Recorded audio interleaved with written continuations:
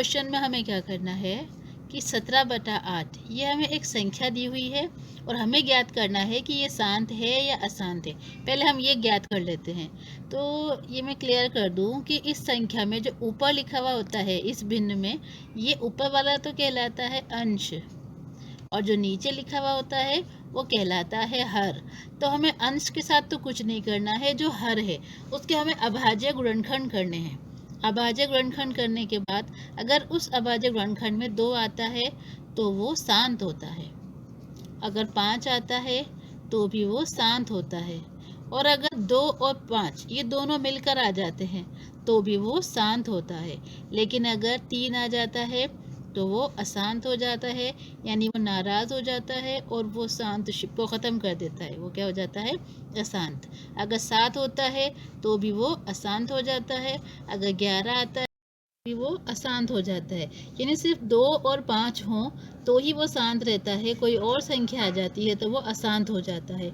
अब अभाज्य गुणनखंड किस तरीके से निकालते हैं, हम इस तरीके से ये अभाज्य गुणनखंड निकाल लेते हैं, और अभाज्य गुणनखंड हमेशा हमें हर के ही निकालने हैं। सबसे छोटी संख्या जिसका हम भाग लगा सकते हैं, सबसे पहले छोटी संख्या लेनी है और भाग गया 4 बार, 2 चौक 8, फिर दोबारा 2 का बजाएगा, 2 दूनी 4, और फिर दोबारा 2 का जाएगा, 2 एकम 2। जब यहाँ 1 आ जाता है तो इसका मतलब हमारा गुणनखंड कंप्लीट हो गया।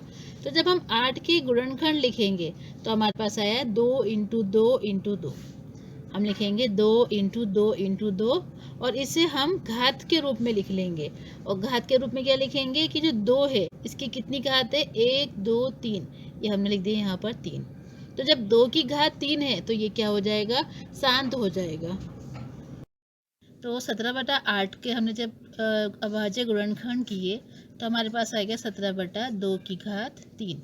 तो मैंने आपको बताया अगर हमारी जो संख्या है वो 2m इंटू 5n के रूप की होती है, यानी 2 की घात हो सिर्फ या सिर्फ 5 की घात हो या ये दोनों हो, तो वो संख्या शांत होती है। तो अतः यह हमारी संख्या शांत है। अब जब शांत है तो हमें इसका दशमलव रूप भी लिखना है। तो दशमलव प्रसार कैसे करेंगे हम, हमेशा दशमलव प्रसार के लिए हमारे पास 2 और 5 दोनों का होना ज़रूरी है। ठीक, तो अब हमारे पास क्वेश्चन में 2 तो आ गया, लेकिन 2 तो हमारे पास आ गया लेकिन हमारे पास 5 नहीं आया, तो 5 को हम बुला लेंगे। ठीक, अब 5 कितनी घातों के साथ आएगा, जितनी घात 2 की है उतनी ही घात 5 की भी आनी चाहिए। तो 2 की घात 3 थी इसलिए आगे 5 की घात 3।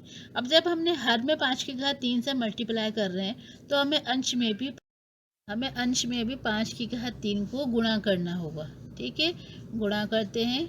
17 को तो हम यूं क्यों लिख देते हैं, और जो 5 की घात 3 है यानी 5 को 5 इंटू 5 इंटू 5 3 बार गुणा करेंगे तो 5 पंजे 25 और 25 पंजे आ गया हमारे पास 125। यहाँ हम देखते हैं कि 2 की घात भी 3 है और 5 की घात भी 3 है, तो दोनों को पहले एक साथ लिख देते हैं, 2 इंटू 5 और इसका होल स्क्वायर कर देते हैं इनको अपन एक साथ ही 3 की घात के साथ लिख देते हैं। अब 125 को हमें 17 से गुणा करना है तो हमारे पास आ जाएगा 2125, और 5 को 2 से गुणा करेंगे, 5 दूनी 10 और 10 की घात हमारे पास आ गई 3। बस हमारा आंसर बहुत जल्द अब आने ही वाला है। 2125 अंश को तो हमें ऐसे ही लिखना है, 10 की घात 3 है तो हमें 3 0 लगा देना है। अब जब 3 0 है नीचे तो हमें ऊपर 3 संख्याओं के बाद पॉइंट लगाना है, दशमलव लगाना है, तो ये आ जाएगा 2.125 और यही इसका आंसर है।